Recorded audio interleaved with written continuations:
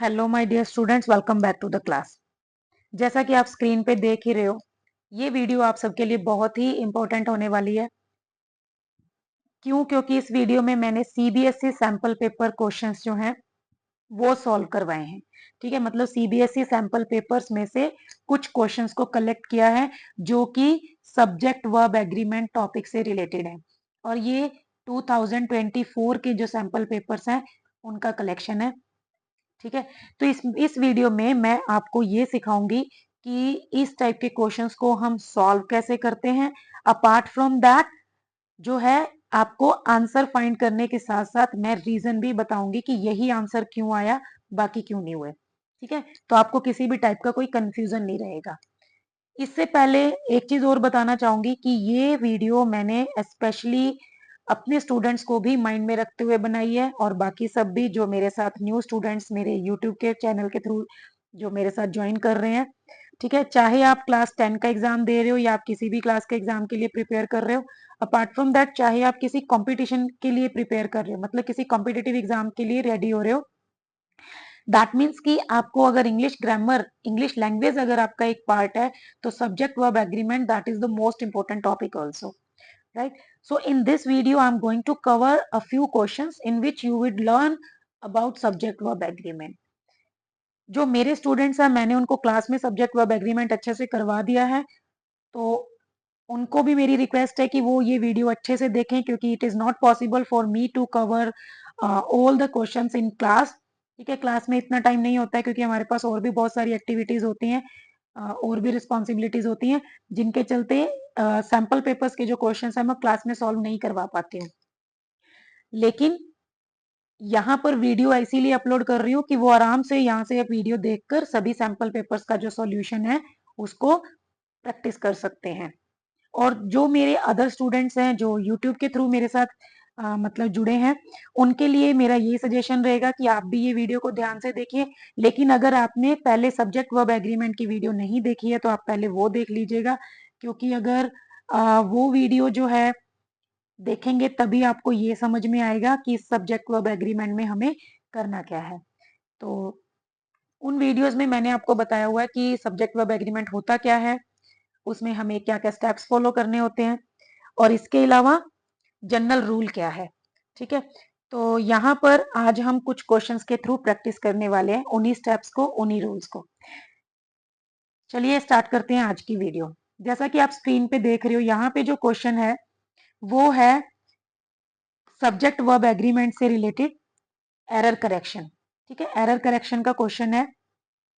तो आप देख रहे हो कि इसमें आपको क्या करना है, सबसे पहले एरर आइडेंटिफाई करना है और करेक्शन अप्लाई करना है। ठीक है, मतलब आपको करेक्ट वर्ड भी लिखना है। इससे पहले मैं आपको एक बार रिमाइंड करवा दूं कि मैंने आपको ये बताया था कि आपको डिफरेंट टाइप के क्वेश्चंस आएंगे। आपको आ सकता है एमसीक्यू, आपको आ सकता है ये error correction, apart from that आपको आ सकता है फिल इन द ब्लैंक्स। ठीक है, तो चाहे आपको किसी भी टाइप का क्वेश्चन आ जाए, रूल्स वही रहेंगे, सेम स्टेप्स आपको फॉलो करने हैं। ठीक है, तो इस क्वेश्चन में आप देख सकते हो, the sentence is we offers a 30-day return policy on all unopen products purchase from our websites. तो आप देखिए, जिनको अच्छे से समझ आ गया होगा, this is the easiest question, right? बहुत ही इजी क्वेश्चन है, और मोस्ट प्रोबेबली इस टाइप के क्वेश्चन आपको 11th 12th नंबर पे मिलने के चांसेस रहते हैं। तो आपको क्या करना है, आपको देखना है अगर ये क्वेश्चन में आप 100% श्योर हो। ठीक है, जिसको समझ में आ गया वो इसको 100% करेक्ट करेगा ही करेगा। अगर आप 100% श्योर हो तो आप इस क्वेश्चन को मतलब फर्स्ट 10 में कीजिए। ठीक है, फर्स्ट से लेके फर्स्ट 10 में कीजिए, ताकि आपको इसका जो मार्क्स है वो 100% मिले। सपोज आपने ये क्वेश्चन कर दिया 11 नंबर पे, ये आपका करेक्ट है, लेकिन ऊपर से आपका कोई रॉन्ग हो गया, तो हो सकता है आपको इसके मार्क्स जो है वो ना मिले।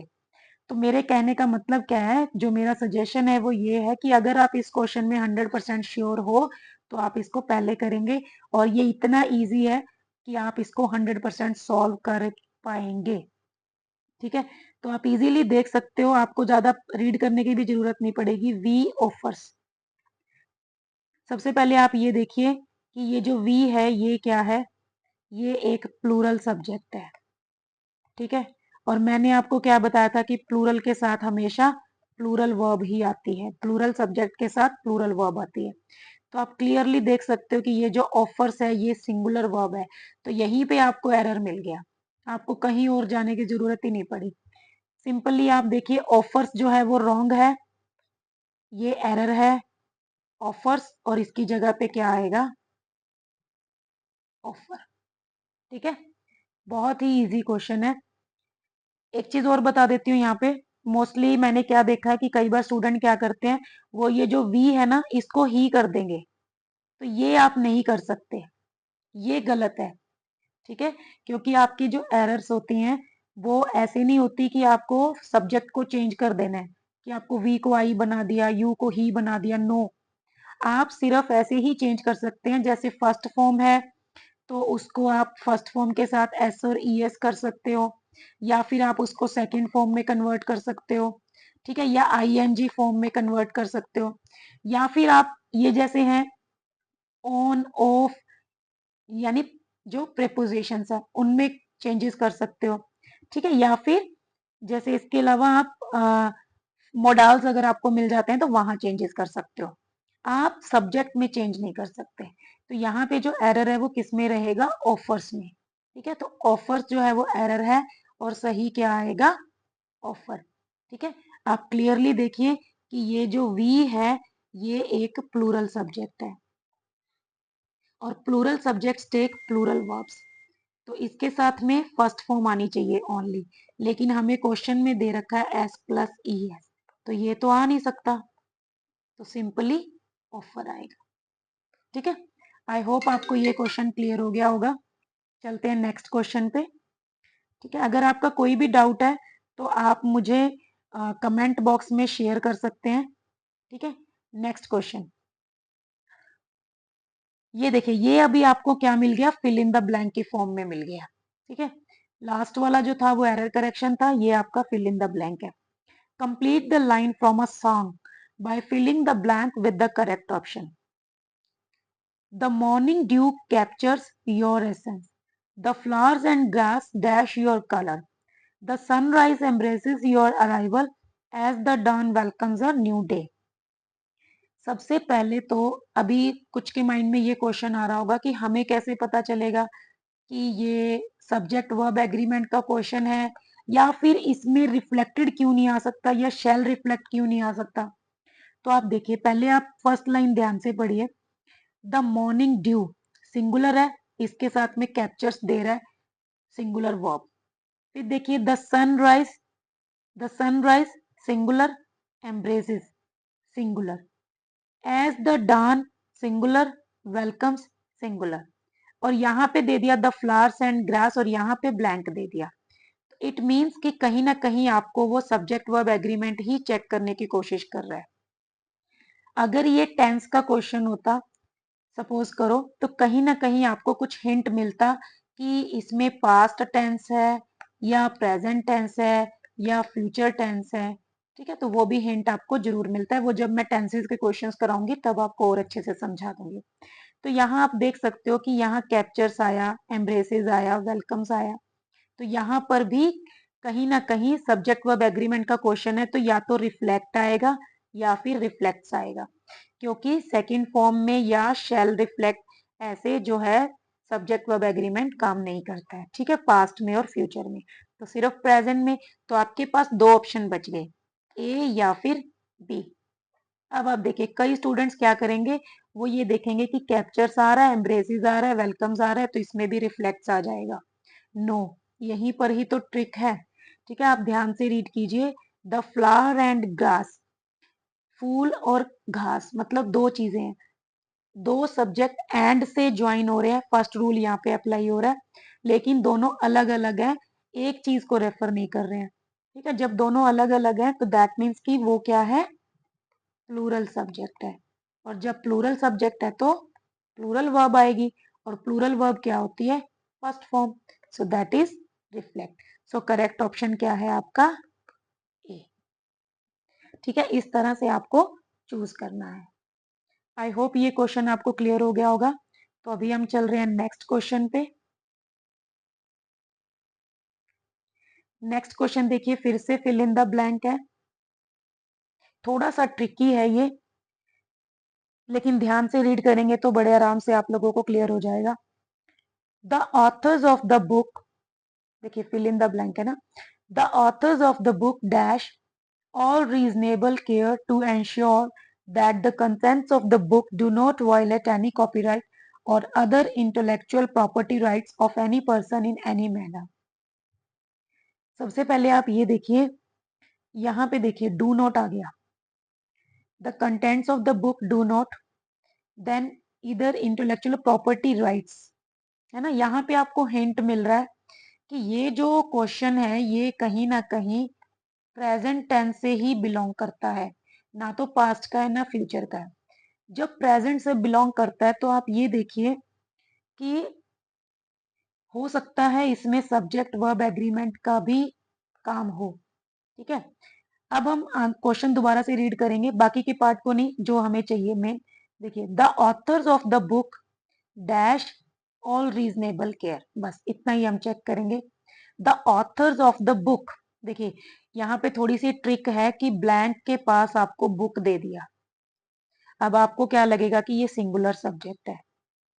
ठीक है, जब सिंगुलर है तो आप इजीली सोचेंगे कि हैज टेकन आएगा, तो नहीं, ऐसा नहीं है। पहले आप ध्यान से देखिए, यहाँ पे बात कर रहा है the author's of the book. Authors, एक बुक में 3 से 4 ऑथर भी हो सकते हैं। ठीक है, जरूरी नहीं है कि एक बुक कोई एक ही राइटर लिखेगा, हो सकता है किसी 2 या 3 पर्सन ने मिलके लिखी हो। तो यहाँ पे जो एक्चुअल सब्जेक्ट है वो है ऑथर्स, जो कि प्लूरल सब्जेक्ट है। ठीक है, अब जब प्लूरल है तो प्लूरल वर्ब आएगा, प्लूरल सब्जेक्ट है तो प्लूरल वर्ब आएगी। अब देखिए, जब प्लूरल है तो आपको क्लियरली पता होना चाहिए कि हैज तो जो है वो सिंगुलर में चला गया, तो ये दोनों ऑप्शन तो आ ही नहीं सकते, बच गए ये दोनों, have taken and have been took. अब आप यहाँ पे थोड़ा सा टेंसेस को देखिए कि हैव बीन अगर आ जाता है तो उसके साथ आईएनजी आता है या फिर थर्ड फॉर्म आती है, तो सेकंड फॉर्म है टुक, तो ये ऑप्शन तो अपने आप में ही रॉन्ग है, तो बच गया क्या, have taken. So the author's of the book have taken, तो करेक्ट ऑप्शन क्या है, बी। एक तरीका तो आपके पास ये है कि आप ऐसे देखिए, the author's of the book है, ऑथर्स है तो हैव आएगा और हैव के साथ थर्ड फॉर्म आएगी तो हैव टेकन। या फिर आप ये देख सकते हो, जैसे मैंने अभी आपको बताया कि आप पहले 2 रॉन्ग ऑप्शन आपने चूज किया, फिर नेक्स्ट रॉन्ग ऑप्शन आपने फाइंड आउट किया और लास्ट में आपके पास एक ही बच गया। मैं हमेशा अपने स्टूडेंट्स को बोलती होती हूँ कि आपके पास 2 ऑप्शन है, या तो आप मतलब या तो आप करेक्ट आंसर ढूंढ लो या फिर आप 3 रॉन्ग आंसर ढूंढ लो। अगर आपको एमसीक्यू का क्वेश्चन आ रहा है तो आपको 2 काम करने हैं, मतलब दोनों में से कोई एक काम करना है, या तो आप करेक्ट ऑप्शन फाइंड आउट कर लीजिए या फिर आप 3 रॉन्ग ऑप्शन फाइंड आउट कर लीजिए। दोनों ही, मतलब दोनों ही तरह से गेम आप जीत जाएंगे। ठीक है, अभी देखिए नेक्स्ट क्वेश्चन की तरफ चलते हैं, उसी ट्रिक को दोबारा से कवर अप करते हुए आपको यहाँ पे थोड़ा और पॉइंट क्लियर कर दूंगी। देखिए क्वेश्चन क्या है, complete the slogan by filling the blank. Once again fill in the blank. Planting a tree is a very noble deed and dash the earth. सबसे पहले तो देखिए फिर से वही बात आ जाती है कि ये हो सकता है सब्जेक्ट वर्ब एग्रीमेंट भी हो सकता है और टेंस भी हो सकता है। तो यहाँ पे देखो क्या कहता है, प्लांटिंग अ ट्री इज, ये जो इज है ये आपको बता रहा है कि ये प्रेजेंट टेंस का है, तो इसका मतलब ये है कि कहीं ना कहीं सब्जेक्ट वर्ब एग्रीमेंट भी हो सकता है। तो शुड वाला ऑप्शन रॉन्ग हो गया, हैड वाला ऑप्शन रॉन्ग हो गया, क्योंकि प्रेजेंट का है, या तो सेविंग आना चाहिए या फिर सेव्स आना चाहिए। अब देखिए, अब चलिए सब्जेक्ट वर्ब एग्रीमेंट में। सब्जेक्ट वर्ब एग्रीमेंट का रूल याद कीजिए, रूल नंबर 11, जो मैंने वीडियो में लास्ट में कवर अप किया हुआ है। प्लांटिंग अ ट्री, जब कोई सेंटेंस स्टार्ट होता है आईएनजी से तो जो सब्जेक्ट होता है वो सिंगुलर होता है, तो यहाँ पे सिंगुलर सब्जेक्ट है तो ऑब्वियस है वर्ब क्या आएगी, वो भी सिंगुलर आएगी, राइट। और सिंगुलर वर्ब क्या होती है, फर्स्ट फॉर्म प्लस एस और ES। तो यहाँ पे सेविंग नहीं आ सकता, क्या आएगा? सेव्स। ठीक है, अब देखिए फिर से एक बार क्लियर करती हूँ। आपके पास एक ऑप्शन तो ये है कि आप सिंपली रीड कीजिए कि प्लांटिंग अ ट्री, आपको पता चल गया रूल नंबर 11 यहाँ पे कवर अप हो रहा है। जब सेंटेंस प्लांटिंग से स्टार्ट हो रहा है दैट मीन्स वो सिंगुलर सब्जेक्ट है और सिंगुलर के साथ सेव्स आएगा। ये तो आपके पास तरीका हो गया कि आपने करेक्ट ऑप्शन फाइंड आउट कर लिया। सपोज कीजिए आप थोड़ा सा इसमें कंफ्यूज हो रहे हैं, आपको और ज्यादा क्लियर आउट होना है, या फिर आपको सेव्स में डाउट हो रहा है कि ये सही होगा, कहीं और तो कुछ सही नहीं है। तो आप क्या कीजिए, पहले ये देखिए, ये जो इज है ये हमें बता रहा है कि प्रेजेंट टेंस है, तो हैड सेव्ड पास्ट हो गया, शुड सेव भी चला गया, ये भी प्रेजेंट में नहीं आएगा। कहने का मतलब क्या है कि ये दोनों तो चले गए, ऑप्शन डिलीट हो गए, बच गया सेविंग और सेव्स। अब आप सेविंग को देखिए, आईएनजी जब भी आएगा उसके साथ या तो आपको इज एम आर मिलना चाहिए, या वॉज वर मिलना चाहिए, या बीन होना चाहिए, या फिर बी कोई मॉडल के साथ बी होना चाहिए, जैसे कैन बी टेकिंग या विल बी टेकिंग।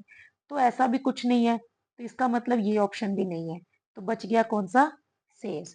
तो दोनों ही कंडीशन में आपको करेक्ट आंसर मिल गया। ठीक है, आई होप आपको ये क्वेश्चन भी क्लियर हो गया होगा। चलते हैं नेक्स्ट क्वेश्चन की ओर।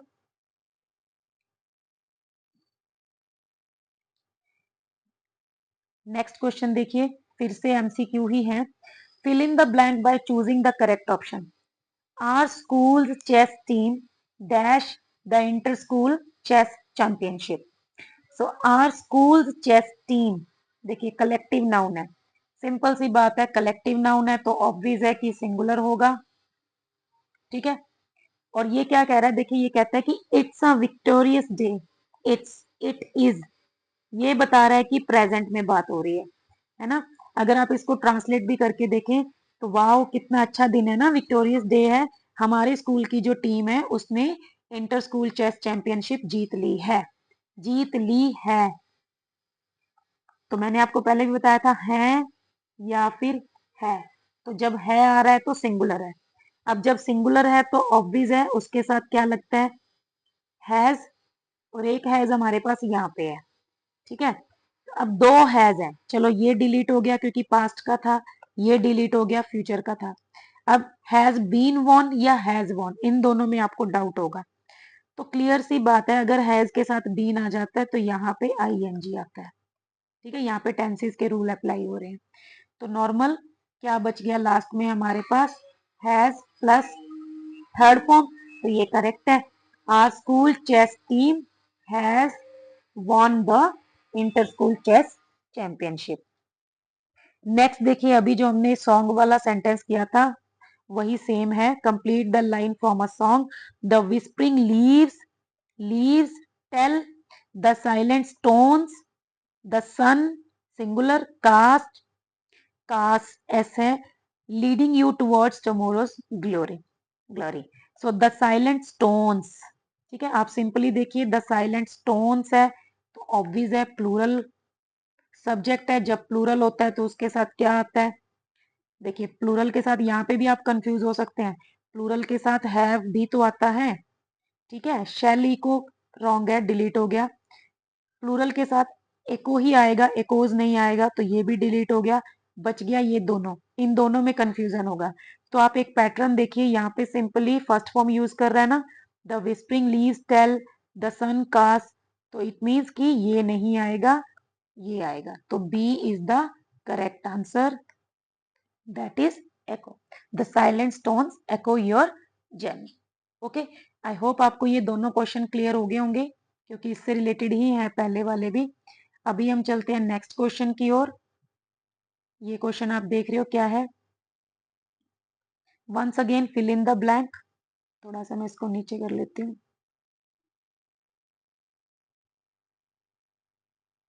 ठीक है, फिल इन द ब्लैंक है bye choosing the correct option.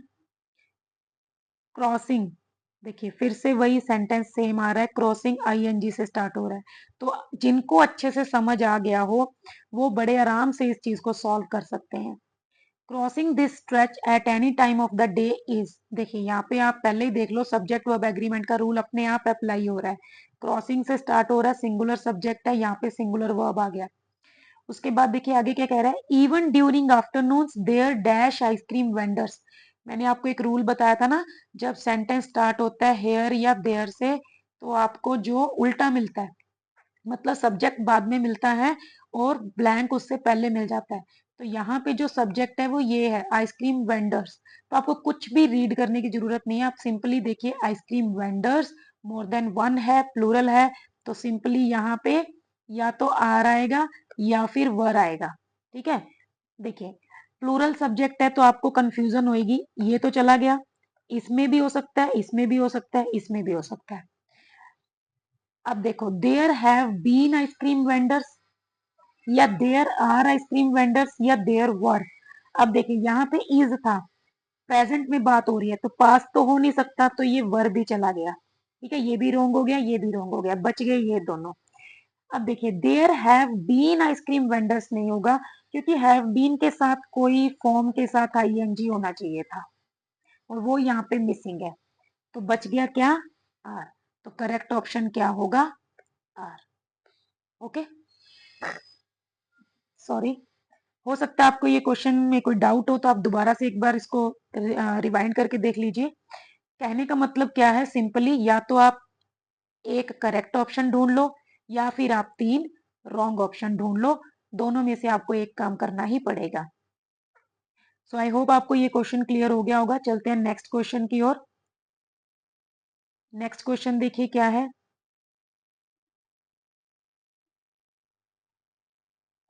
Complete the given narrative. एक मिनट में इसको डिलीट कर देती हूँ। Yes, complete the given narrative by filling in the blank. अब ये फिल इन द ब्लैंक है, वंस अगेन एमसीक्यू की फॉर्म में। ठीक है, आपको एक चीज और बता देते हैं, यहाँ पे सिंपली जरूरी नहीं था कि आपको ये ऑप्शंस दिए होंगे, हो सकता है आपको ये ऑप्शंस ना दिए हो। ठीक है, तब भी आपको पता होना चाहिए कि हमें क्या फिल करना है। अभी मैं दोनों तरह से आपको ये क्वेश्चन समझाऊंगी। Complete the given narrative. ठीक है, आई, सिंपल सी बात है, आई, आई क्या होता है, प्लूरल। जब प्लूरल है तो अब आपको इसमें पता होना चाहिए कि कोई ना कोई प्लूरल प्लूरल ही जो है मतलब वर्ब आएगी। अब देखिए यहाँ पे, देखिए अगर आपको सब्जेक्ट वर्ब एग्रीमेंट सीखना है तो आपको टेंसेस भी अच्छे से आने चाहिए, क्योंकि सपोज कीजिए ये 4 ऑप्शंस आपको ना दिए होते, तब आप क्या करते, यहाँ पे आई के साथ एम लगाते, वॉज या वर लगाते, या हैज, हैव और बीन ये सब लगाते, हैव बीन लगाते, है ना, या हैव के साथ थर्ड फॉर्म लगाते, क्या लगाते। तो ये चीज आपको कैसे क्लियर होएगी, ये आपको क्लियर होएगी यहां से, सिंस। सिंस जो वर्ड है, सिंस और फोर, सिंस और फोर जो वर्ड हैं वो कहाँ पर यूज होते हैं, प्रेजेंट परफेक्ट कंटिन्यूअस टेंस में। और इस सेंटेंस की, मतलब इस टाइप के जो टेंस होते हैं उसमें जो सेंटेंस की फॉर्मेशन होती है वो होती है हैज या have plus been plus first form plus ING. तो अब आप देख रहे हो यहाँ पे फर्स्ट फॉर्म के साथ आईएनजी दिया हुआ है, और यहाँ पे जो सिंस है वो कीवर्ड है जो हमें ये बता रहा है कि इसमें या तो हैज बीन, हैव बीन, इनमें से कुछ आना चाहिए। अब आप देखिए आई के साथ क्या लगेगा, हैव, तो आई हैव बीन। अगर आपको फिल करना होता, ठीक है, सपोज आपको ये ऑप्शन ना दिए होते चारों, तब आप क्या करते, आई के साथ हैव लगाते, और इधर देखते सिंस दिया हुआ है और आईएनजी दिया हुआ है तो बीन लगेगा, I have been watching that programme.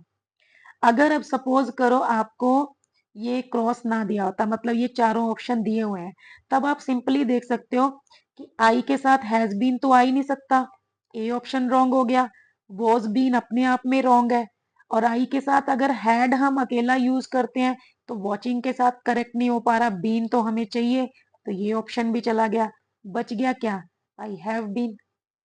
Simple. ठीक है, तो इस वे में आपको जो है सॉल्व करना है। आई होप आपको क्लियर हो गया होगा। मतलब अगर आपको सब्जेक्ट वर्ब एग्रीमेंट देख सीखना है तो आपको साथ में टेंसेस की नॉलेज भी होनी जरूरी है। Once again the last question of this video, complete the line from a save the planet song. देखिए इस टाइप के क्वेश्चन काफी आ रहे हैं सॉन्ग वाले, तो मोस्ट प्रोबेबली ये क्वेश्चन आपके एग्जाम में भी आ सकता है। क्वेश्चन है, let's see what we can do to save the planet for me and you. E is for environment, keep it clean. If we dash together, we will make the best team. If we dash together, पहले तो देखिए general बात कर रहा है। Let's see what we can do, देखते हैं हम क्या कर सकते हैं। To save the planet for me and you, planet को बचाने के लिए। ई जो है वो इन्वायरमेंट है, कीप इट क्लीन, इसको क्लीन रखना रखना है। ठीक है, मतलब वो प्रेजेंट टेंस की ही बात कर रहा है जनरली। ठीक है, जनरली बात कर रहा है, दैट मीन्स प्रेजेंट टेंस। तो ऑब्वियस सी बात है, हैड स्टूड रॉन्ग हो गया, विल बी स्टैंडिंग रॉन्ग हो गया, बच गया stand and are standing. If we are standing together, if we are standing together, ये कौन से टेंस में चला गया? कॉन्टिन्यूअस में। ठीक है, तो यहाँ पे जनरल बात कर रहे हैं, जनरल बात कर रहा है, दैट मीन्स की सिंपल प्रेजेंट टेंस, और सिंपल प्रेजेंट टेंस में आता है फर्स्ट फॉर्म। ठीक है, या एस और ई एस। अब यहाँ पे सब्जेक्ट वर्ब एग्रीमेंट के अकॉर्डिंग आप देखिए कि वी क्या है, प्लूरल सब्जेक्ट है, तो उसके साथ प्लूरल वर्ब आएगी, that is stand. So the answer is stand.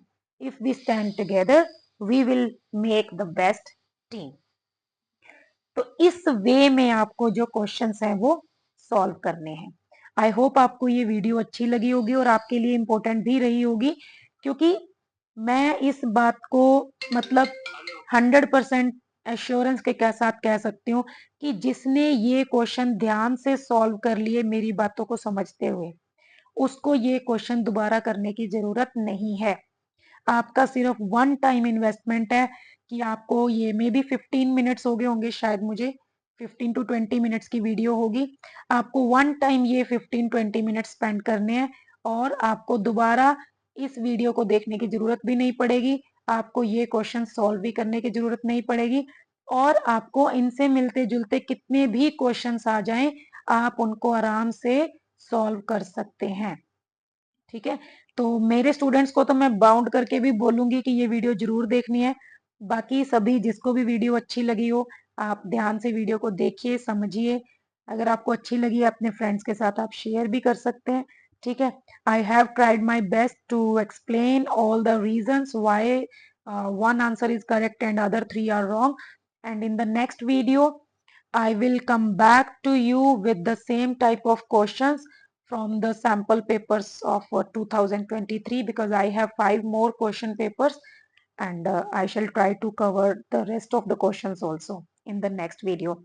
And sorry for the low voice, actually I'm not feeling well today, so कोई बात नहीं, शायद येट आई ट्राइड कि मैंने फिर भी कोशिश किया कि मैं आपके लिए वीडियो बनाती हूँ।